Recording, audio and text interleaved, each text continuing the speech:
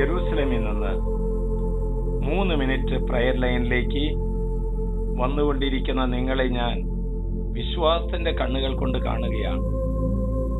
നിങ്ങളുടെ ഓരോരുത്തരുടെയും ആവശ്യങ്ങൾ, ഓരോരുത്തരുടെ നിയോഗങ്ങൾ ഓരോ ദിവസത്തെ വിശുദ്ധ ബലിയിൽ സമർപ്പിച്ച് കർത്താവിന് കൊടുക്കുന്നുണ്ട് കേട്ടോ.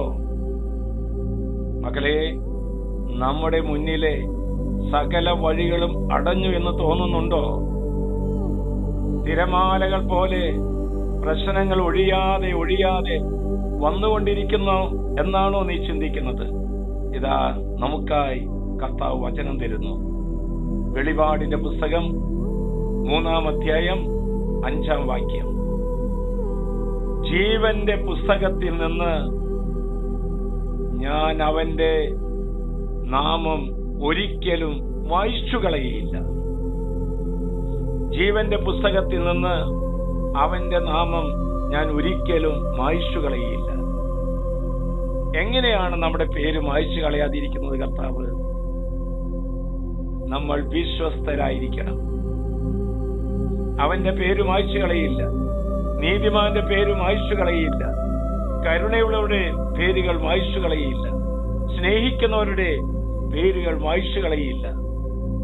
ദാവീദ് വിശ്വസ്തത കാണിച്ചപ്പോൾ ദൈവം അവനെ വലിയവനാക്കിയില്ലേ? അബ്രാഹാം കുറ്റമറ്റവനായി ജീവിച്ചപ്പോൾ അവനെ വിശ്വാസിയുടെ പിതാവാക്കി മാറ്റിയില്ലേ? നമ്മെ ആരും ശ്രദ്ധിക്കുന്നില്ലെങ്കിലും നമ്മൾ വിശ്വസ്തരായിരുന്നാൽ നമ്മുടെ പേര് ദൈവം മായ്ച്ചു കളയില്ല.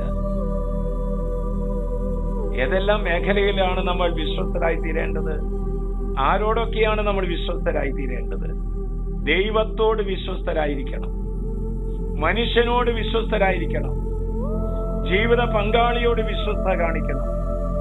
ഏൽപ്പിക്കപ്പെട്ട ജോലിയോട് വിശ്വസ്തത കാണിക്കണം. ഉപയോഗിക്കുന്ന പണമിടപാടുകളിൽ വിശ്വസ്തത കാണിക്കണം. നീ വിശ്വസ്തയോടെ നിന്നെ തന്നെ വിശുദ്ധീകരിക്കണം. അപ്പോൾ ദൈവം നിന്റെ പേര് മായ്ച്ചു കളയില്ല മോനെ.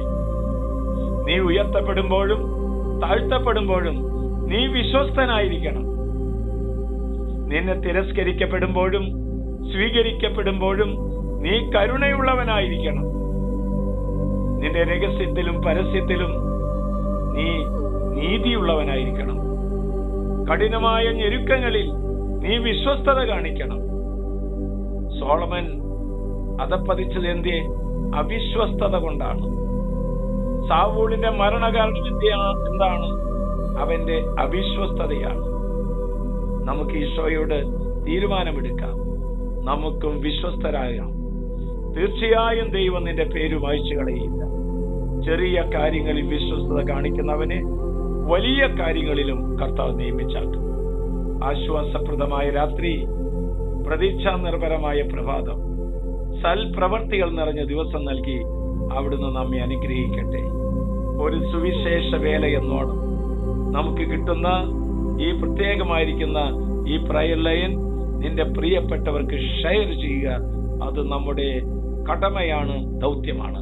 നമ്മുടെ കർത്താവ് യേശു മിശിഹായുടെ കൃപയും പിതാവായ ദൈവത്തിന്റെ സ്നേഹവും പരിശുദ്ധാത്മാവിന്റെ സഹവാസവും നാം എല്ലാവരോടും കൂടി ഉണ്ടായിരിക്കട്ടെ, ഇപ്പോഴും എപ്പോഴും എന്നേക്കും. ഇപ്പോഴും എപ്പോഴും എന്നേക്കും.